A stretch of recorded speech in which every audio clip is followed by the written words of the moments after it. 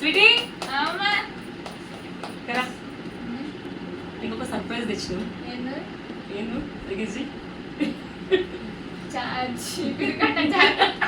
నువ్వు దానిలో ఎక్కేదన్ను సరే కళ్ళు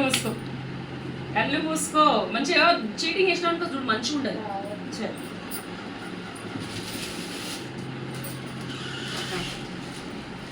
ఏముండొచ్చు డ్రెస్ మేము ఇచ్చినంత కాదా గిఫ్ట్ చెప్పేది మీ అన్న పంపించిండు